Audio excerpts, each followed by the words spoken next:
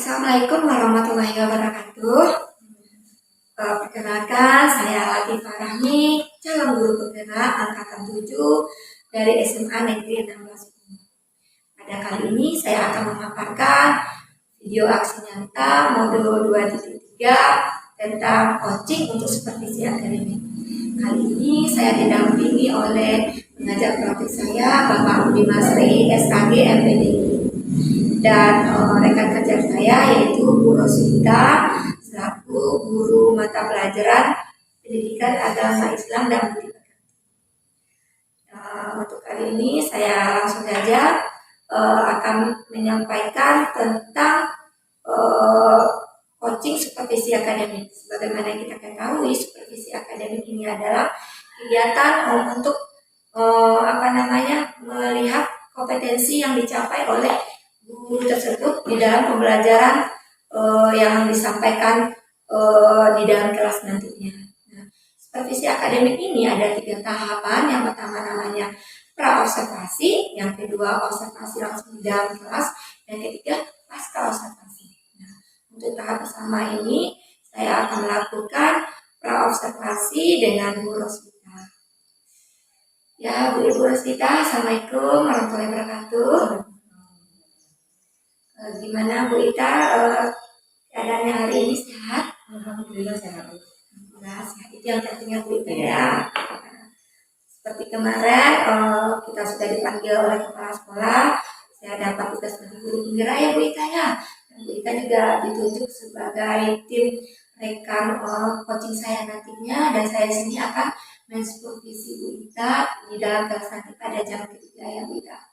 Dan Bu Ita juga bersedia kembali. Untuk itu saya melakukan observasi dulu sebelum kita terjun supervisi dalam kelas Bu Ita ya. Kalau boleh saya tahu Bu Ita nanti supervisinya di kelas berapa ya? Di kelas 11 sampai 2. Jam ketiga ya Bu Ita? Ya, jam ketiga 45. Tujuan pembelajaran yang akan disampaikan nanti apa ya Bu? Kebetulan materi yang akan saya sampaikan nanti itu nanti 3.9 tentang transaksi ekonomi dalam Islam itu muamalah. Jadi tujuan pembelajarannya yang ingin saya sampaikan itu kepada peserta didik, bagaimana peserta didik itu bisa menjelaskan nanti tentang pengertian muamalah, kemudian bagaimana peserta didik mampu untuk menjelaskan tentang transaksi ekonomi dalam Islam yaitu muamalah, seperti nanti contoh-contoh muamalah yang Islam itu ada beli, sewa menyewa, utang piutang, musyawarah, ada bank konvensional, ada bank syariah. Namun yang di sini yang pada materi yang ini tadi yang ini yang saya tekankan ya pelajaran pada hari ini itu tentang jual beli. Jadi tujuan pelajaran Bu Ita untuk diterapkan di dalam kelas nanti ya fokusnya ke jual beli. Kalau boleh saya tahu area perkembangan yang akan Bu Ita capai terhadap materi jual beli ini apa?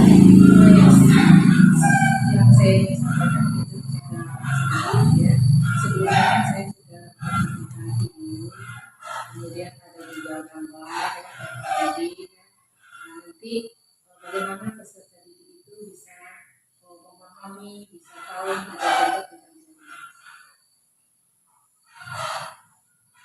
Jadi sebelum masuk ke dalam kelas, Bu Ita sudah menyiapkan terlebih dahulu ya kayak medianya seperti video yang udah Ibu Ita share ya gitu kelasnya. Jadi anak sebelum tampil hari ini mereka sudah memahami bagaimana sih teknik jual beli itu di dalam Islam. Dia di samping itu Bu Ita sudah menyiapkan HPD juga. Nanti tercapai juga ya Bu Ita hasil pemaparan saya ke Bu Ita kemarin tentang pembelajaran berdasarkan. Tapi kontennya udah lengkap ya, dan video ada, dan bentuk HPD ada. Dia strategi yang Bu Ita terapkan nanti yang Bu Ita peserta dan akan diterapkan dalam kelas. nanti akan ada diskusi bersama anak itu ada 5 kelompok nanti ini bagaimana anak itu bisa berbicara, bisa menampilkan bagaimana contoh jual beli itu. Kemudian dalam jual beli itu kan ada dalam jual beli Islam itu beda, Bu. Lebih ditekankan bagaimana ada ijab kabul. Itu yang ditekankan. Sebenarnya saya mengajarkan anak bagaimana bisa memberikan contoh jual beli itu melalui ijab kabul. Strategi Bu Ita ini nanti anak setelah diskusi presentasi ke depan, kemudian anak dilatih berbicara di depan kelas, kemudian bagaimana mempraktekannya ijab kabul jual beli dalam agama Islam. Kemudian melatih juga anak berbicara ya. Ya, luar biasa sekali ya Bu Ita ya. Nanti persiapan ini akan saya lihat penampilannya dalam kelas Bu Ita ya. Nanti kita tunggu ya, ada sekitar 15 menit lagi udah jamnya. Udah jam 9. Oke, kita ngobrol-ngobrol santai dulu ya Bu Ita ya.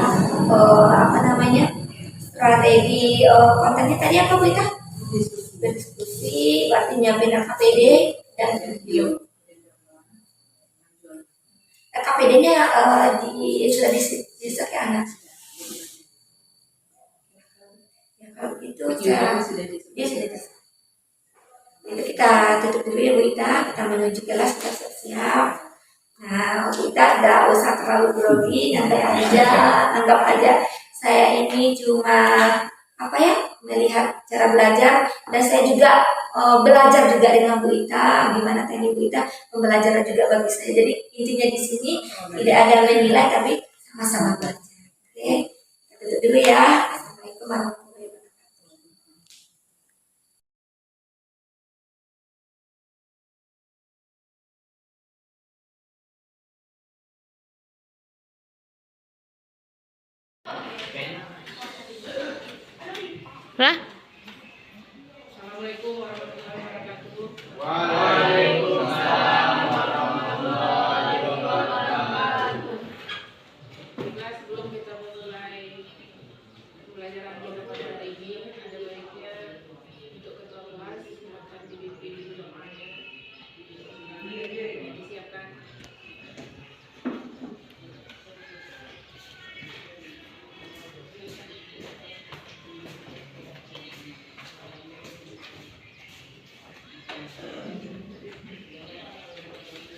Duduk siap. Bisa lama pada ibu kita.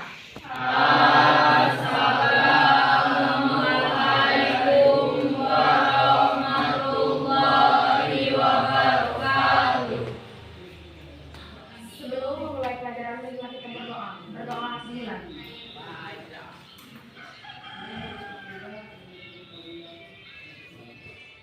Berdoa selesai.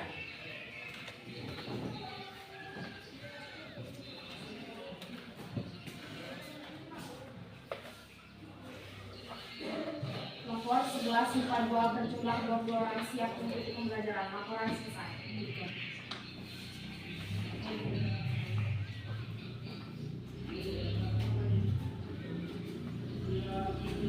Duduk istirahat enggak?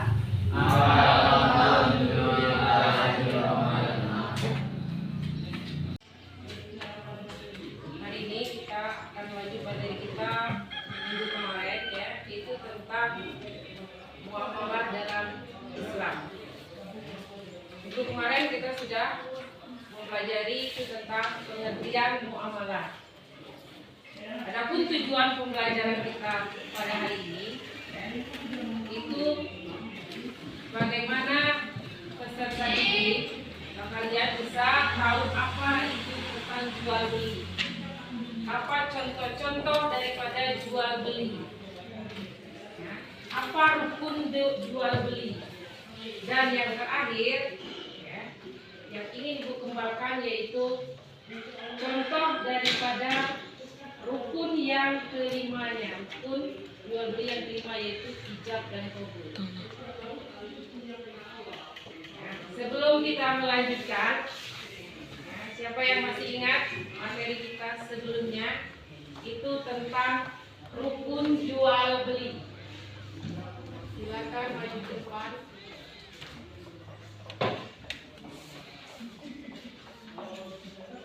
Itu ada 6.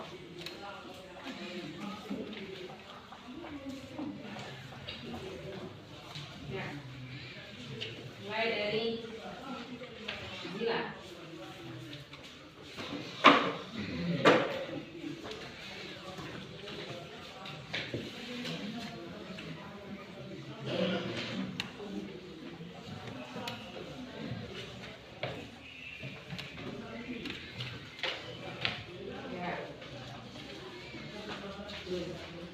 Lanjut ke Andini.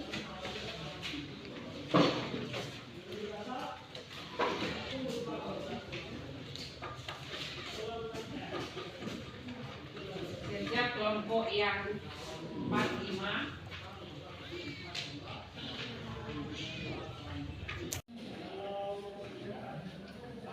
Yang belum kelompok 1.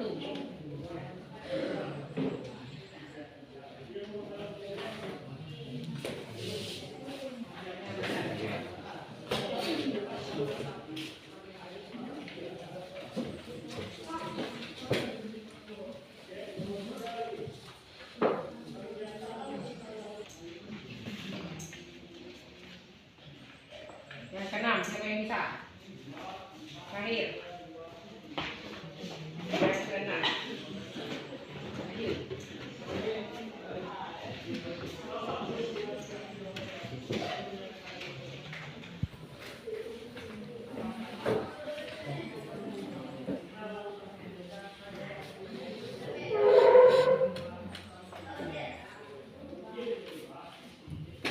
Ya, terima kasih. Beri aplaus untuk semuanya.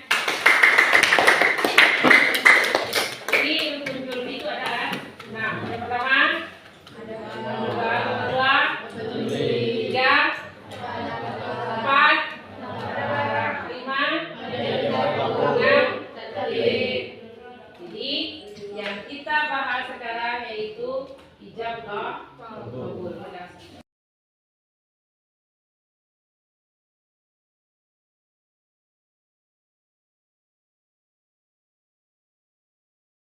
Assalamualaikum warahmatullahi wabarakatuh. Waalaikumsalam warahmatullahi wabarakatuh. Perkenalkan, kami dari kelompok 2 akan mempresentasikan proses ijab kabul jual beli. Perkenalkan, nama saya adalah Adri Harawati. Nama saya Zila Zarifah. Nama saya Marlinda Sutra. Nama saya Laila Tresnani. Baiklah, kami akan memperagakan ijab kabul jual beli emas.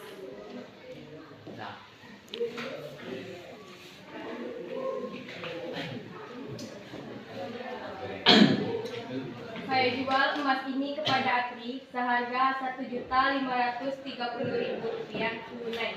Saya beli emas tersebut yang Anda jual dengan harga Rp1.530.000 tunai.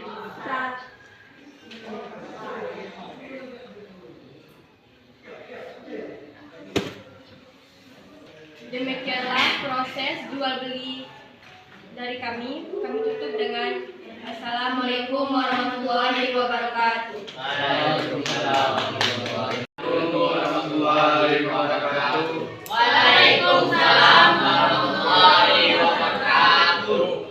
Kami dari kelompok 5 akan memperagakan cara jual beli kendaraan.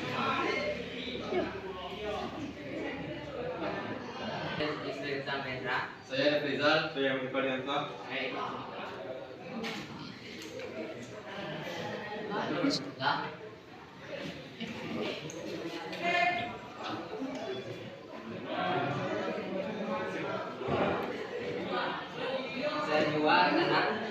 Saya jual karet dengan kertas dengan harga 200 juta, lengkap dengan surat-suratnya keyakinan. Kelima yang saya beli kendaraan emas sebesar sebanyak 2 juta dengan harga 200 juta. Salah. Kesan sedikit, Bobi. Jelas. Sekian presentasi kami. Assalamualaikum warahmatullahi wabarakatuh. Terima kasih untuk masing-masing kelompok sudah menampilkan dengan baik. Mungkin ada beberapa yang masih grogi ya, mungkin biasa. Untuk kesimpulannya, ya, ada kira-kira yang ingin menyampaikan kesimpulannya dari pembelajaran kita pada ijab dan qabul contoh daripada ijab dan qabul. Semua sudah tahu ya, ijab dan qabul ya. Bahwasanya dengan adanya ya kita melakukan ijab qabul, kita tahu bahwasanya ijab qabul tidak hanya di dalam pernikahan saja, tapi di dalam jual beli juga ada ijab qabul untuk kesahannya. Jangan ada ragu-ragu. Siapa yang bisa menambahkan kesimpulan dari Ibu? Silakan. Ya, silakan Akri. Adapun kesimpulannya yaitu dengan adanya proses ijab kabul ini dapat meningkatkan kepercayaan antara penjual dan pembeli dan agar tidak menimbulkan keraguan di antaranya. Selain itu, kita juga menjadi tahu bagaimana proses dalam ijab kabul jual beli, yang dimana kita hanya mengetahui ijab kabul dalam pernikahan saja. Dan terima kasih. Ya, terima kasih. Kita beri aplaus untuk Akri.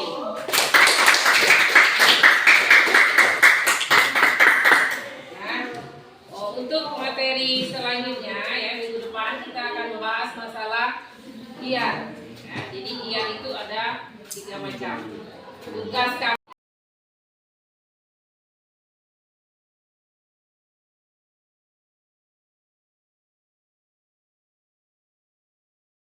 Assalamualaikum warahmatullahi wabarakatuh. Siang ini saya akan melakukan kegiatan pasca observasi yang nantinya didampingi oleh rekan kerja saya yaitu Bu Roswita SPDI, yang mana tadi kami sudah melakukan observasi di dalam kelas yaitu kelas 11 MIPA 2. Selamat siang Bu Ita. Selamat siang Bu. Sebelumnya tadi kita sudah melakukan kegiatan observasi dalam kelas ya. Dan untuk sekarang ini kita melakukan kegiatan pasca observasi yang mana tujuannya nanti adalah kita sama-sama merefleksi ya Bu Ita bagaimana atau apa kendala-kendala atau hal-hal positif yang sudah Bu Ita lakukan tadi di dalam pembelajaran di kelas. Nah, kemudian jika ada kendala, kira-kira bagaimana cara Bu Ita untuk melakukan tindak lanjut atau pengembangan nantinya agar Bu Ita bisa lagi dalam pembelajaran ini lebih bagus lagi. Nah, sebelum kita melakukan tahap pasca observasi, saya mau tanya-tanya dulu ya Bu Ita ya. Nah, gimana nih perasaan Bu Ita setelah dilakukan kegiatan supervisi tadi? Setelah melakukan supervisi di dalam kelas tadi yang dilakukan oleh Ibu Latifah, saya merasa senang, saya merasa lega, saya merasa ternyata supervisi itu seperti ini. Yang tadinya saya merasa takut Bu, merasa seolah-olah supervisi itu sangat memomokkan lah bagi saya gitu kan. Takut dijudge, takut dibilang seorang guru yang tidak profesional, tidak bisa mengajar dengan baik, tidak bisa membuat siswa itu termotivasi, tidak bisa membuat siswa itu bersemangat lah di dalam mengajar. Dengan adanya saya disupervisi oleh Ibu Latifah tadi, saya merasa senang, bersyukur. Ternyata tidak seseram yang saya bayangkan.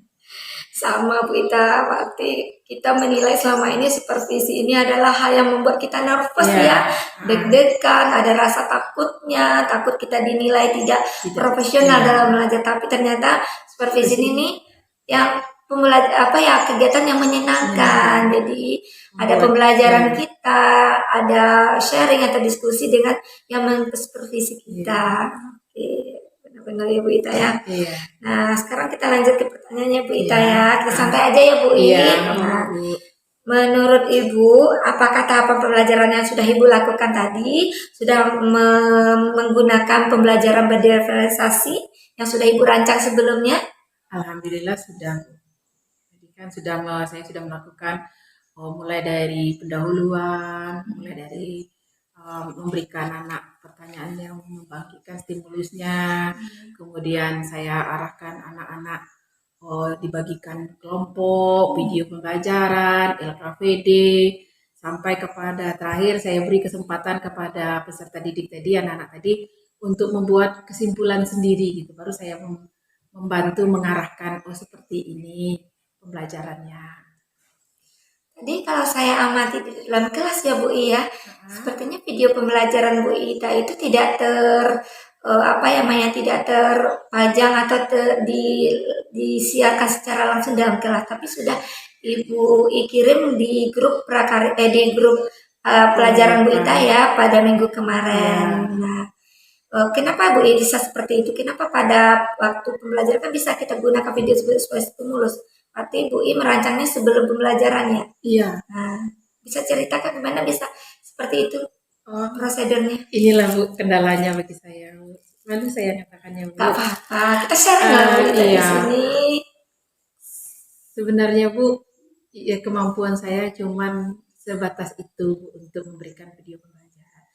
Sebenarnya kan sebaiknya kan saya menggunakan M-Fokus. Iya. Tapi Bu, saya ya itulah Bu, malu saya untuk bercerita Gak Bu, apa-apa. karena saya tidak memahami IT. Jadi yang adalah media yang saya gunakan. Seperti gambar tadi. Itu tadi karena saya tidak boleh dibilang ya belum menguasai lah tentang IT Bu. Makanya saya malu untuk ngomongnya Bu. Tapi itu sudah bagus loh Bu Ita. Biarpun Bu Ita tidak menguasai IT, tidak menyiapkan Infokus atau PPT, tapi Bu Ita sudah nge-share video-video yang berhubungan dengan pembelajaran tadi. Tapi Iya. videonya Ibu ambil di YouTube ya, Iya, Ibu di share YouTube, ke iya. anak-anak.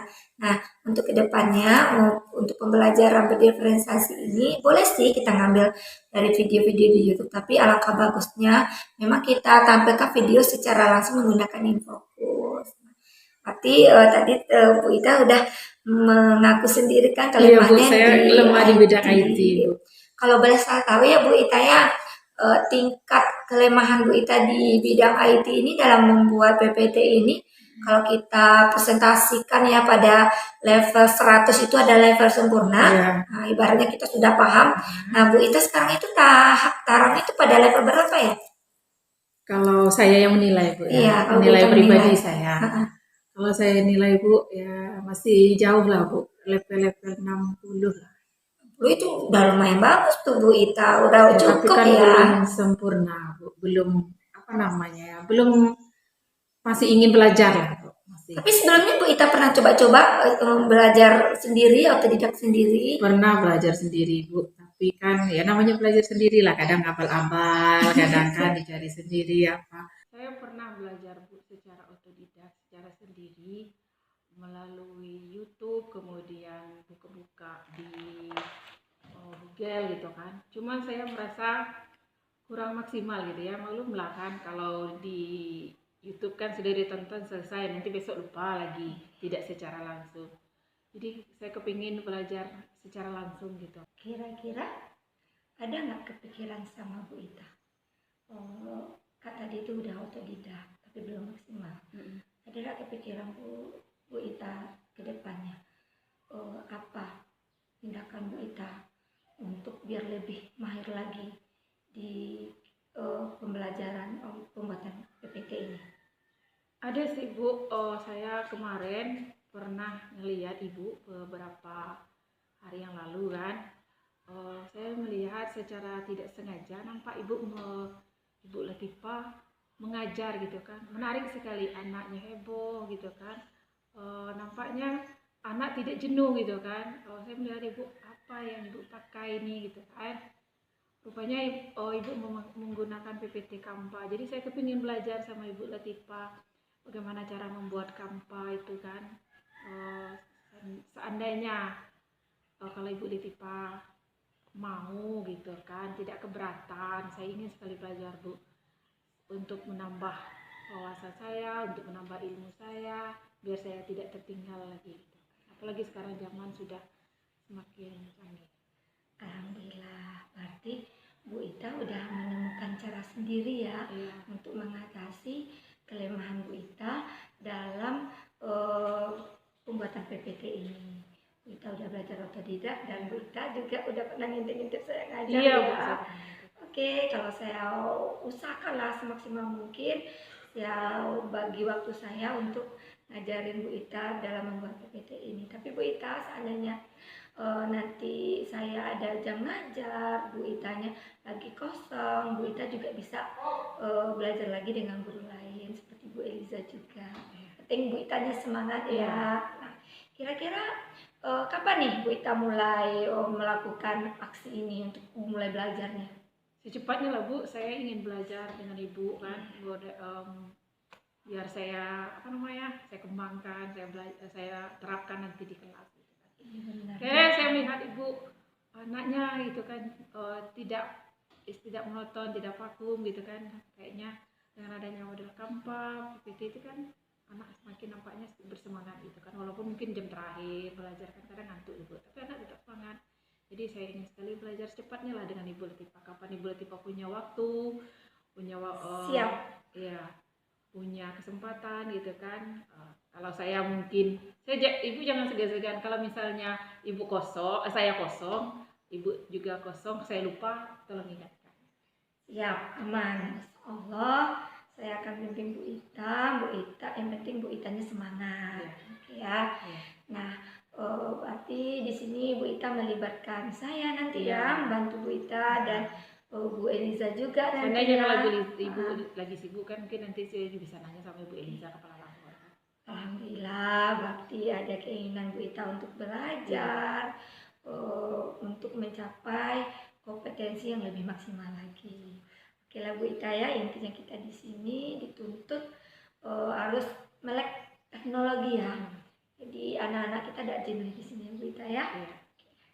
Jadi di sini kegiatan supervisi posisi kita sama ya Bu, yaitu sama mitra di dalam kegiatan rekan kerja teman sejawat. Nah, artinya kita di sini saling diskusi, saling sharing dalam kegiatan pembelajaran ini.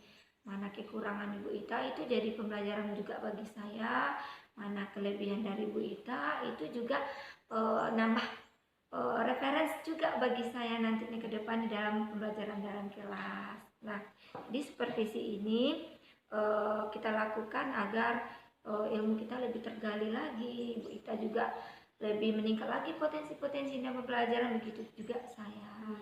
Nah, yang saya tanyakan ini yang terakhir ya Bu Ita, gimana nih tindak lanjut Bu Ita ke depannya dalam kegiatan pembelajaran di kelas?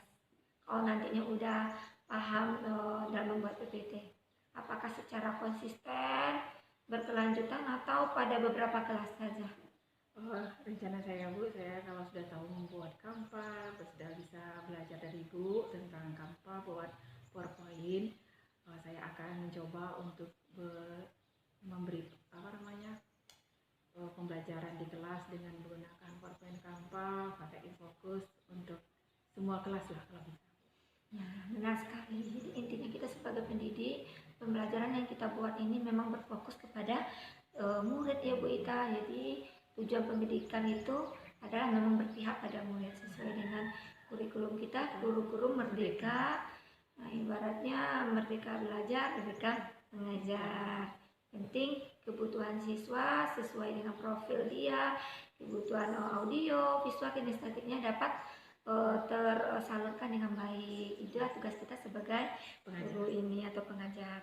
Mudah-mudahan juga sekolah kita ke depannya lebih bagus lagi ya Bu Ita. Amin, Bu. Lebih lebih konsisten lagi dalam meningkatkan kualitas kita sebagai pendidik di dalam pembelajaran ini. Oke Bu Ita, terima kasih waktunya untuk dari pagi sampai siang.